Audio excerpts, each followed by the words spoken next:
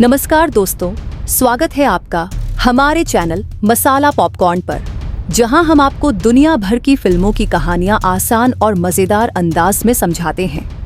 आज हम लेकर आए हैं एक बेहद शानदार जापानी साइंस फिक्शन फिल्म इनुयाशिकी की पूरी कहानी। ये फिल्म न केवल एक्शन और इमोशन से भरपूर है, बल्कि यह हमें इंसानियत और ताकत के सही मतलब पर गहराई से सोचने पर भी मजबूर करती है। तो बिना समय बर्बाद किए चलिए कहानी शुरू करते हैं।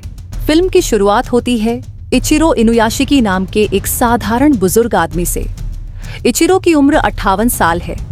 वह एक ईमानदार, मेहनती और दयालु इंसान है, लेकिन उनकी जिंदगी बहुत उदास और अकेली है। इचिरो अपने परिवार के लिए दिन रात मेहनत करते हैं, लेकिन उनका परिवार उन्हें कोई इज्जत नहीं देता। उनकी पत्नी और बच्चे अक्सर उन्हें नजरअंदाज करते हैं और उन्हें एक बोझ की तरह महसूस कराते हैं। इचिरो का यह अकेलापन तब और बढ़ जाता है जब एक दिन उन्हें डॉक्टर से पता चलता है कि उन्हें कैंसर है। डॉक्टर बताते हैं कि उनके पास जीने के लिए केवल कुछ ही महीने बचे हैं। इस खबर से इचिरो पूरी तरह टूट जाते हैं। वह अपनी किस्मत को कोसते हुए सोचते हैं कि उनकी जिंदगी का कोई मतलब नहीं है। एक रात इचिरो अपनी निराशा में पार्क में जाकर बैठते हैं। वह वहां अकेले बैठकर रो रहे होते हैं। तभी अचानक आसमान में एक तेज रोशनी होती है और एक रहस्यमयी स्पेसक्राफ्ट पार्क में आ गिरता है। इचिरो इस दुर्घटना की चपेट में आ जाते हैं और बेहोश हो जाते हैं। जब इचिरो को होश आता है तो उन्हें लगता है कि कुछ अजीब हुआ है। शुरुआत में वह इसे समझ नहीं पाते, लेकिन धीरे धीरे उन्हें महसूस होता है कि उनका शरीर पूरी तरह बदल चुका है। अब वह साइबोर्ग बन गए हैं, यानी उनका शरीर अब मशीन में बदल चुका है, लेकिन उनका दिल और दिमाग अब भी इंसानी है। इचिरो को जल्द ही अपनी नई ताकतों का एहसास होता है। वह अब न केवल अद्भुत शारीरिक ताकत रखते हैं, बल्कि उनके पास हाईटेक हथियार और हीलिंग क्षमताएं भी हैं। अब वह बीमारों का इलाज कर सकते हैं, किसी भी इंसान को बचा सकते हैं और बड़ी से बड़ी समस्या को सुलझा सकते हैं। शुरुआत में इचिरो इन शक्तियों से डरते हैं। उन्हें लगता है कि यह सब उनके लिए बहुत बड़ा बोझ है, लेकिन धीरे धीरे वह समझने लगते हैं कि इन शक्तियों का इस्तेमाल वह लोगों की भलाई के लिए कर सकते हैं। वह अपने आसपास के लोगों की मदद करना शुरू करते हैं।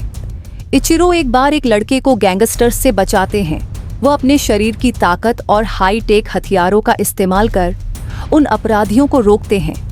इसी तरह वह बीमार लोगों को बचाने के लिए अपनी हीलिंग पावर का इस्तेमाल करते हैं। वह खुद को एक सुपर हीरो की तरह महसूस करने लगते हैं। कहानी में दूसरा बड़ा ट्विस्ट तब आता है जब हमें पता चलता है कि उस रात इचिरो के साथ शिशिगामी हीरो नाम का एक और व्यक्ति भी उस दुर्घटना का शिकार हुआ था। हीरो एक किशोर लड़का है जो इचिरो की तरह ही साइबोर्ग बन चुका है, लेकिन उसकी सोच और इरादे इचिरो से बिल्कुल अलग हैं। हीरो अपनी नई शक्तियों का इस्तेमाल लोगों की जान लेने में करता है। उसे किसी की जान लेने में कोई पछतावा या दर्द महसूस नहीं होता। वह इसे खेल की तरह देखता है। हीरो अपनी ताकत का इस्तेमाल मासूम लोगों को मारने के लिए करता है। फिल्म हमें हीरो के अतीत की झलक दिखाती है।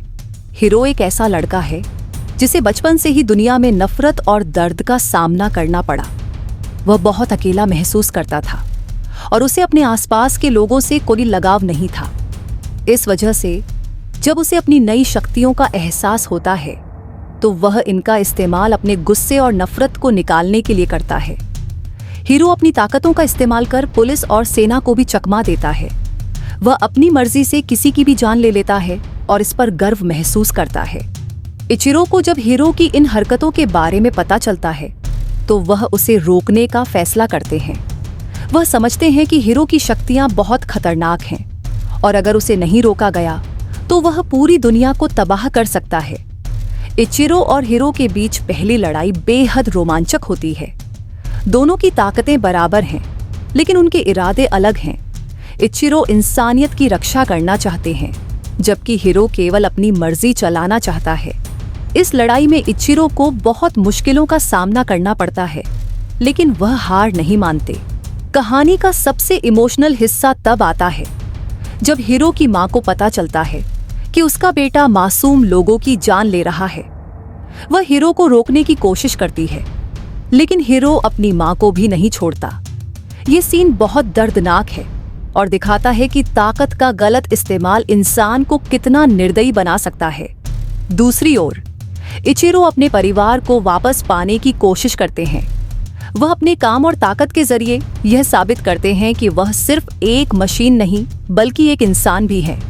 उनका परिवार धीरे धीरे उनकी अहमियत समझने लगता है।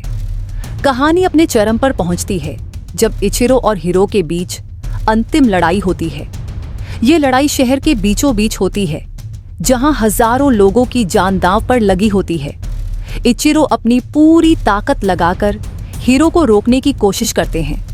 हीरो अपने हाईटेक हथियारों का इस्तेमाल कर पूरे शहर को तबाह करने की कोशिश करता है, लेकिन इचिरो अपनी मानवता और साहस के साथ उसे रोकने में जुटे रहते हैं।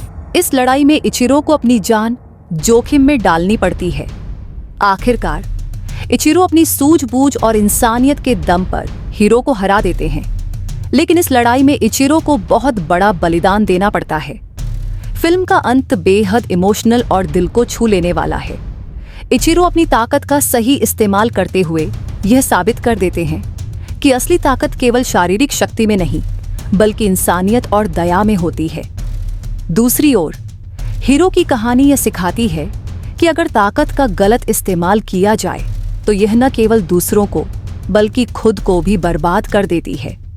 इनुयाशिकी केवल एक साइंस फिक्शन फिल्म नहीं है, ये एक गहरी कहानी है जो इंसानियत, ताकत और सही गलत के बीच के संघर्ष को दर्शाती है। तो दोस्तों, अगर आपको एक्शन, इमोशंस और सोचने पर मजबूर कर देने वाली कहानियां पसंद हैं, तो इनुयाशिकी को जरूर देखें। अगर आपको यह कहानी पसंद आई हो तो वीडियो को लाइक करें और हमारे चैनल मसाला पॉपकॉर्न को सब्सक्राइब करना न भूलें। हम आपके लिए ऐसी ही शानदार फिल्मों की कहानियां लाते रहेंगे। अगली बार फिर मिलेंगे एक और जबरदस्त फिल्म की कहानी के साथ।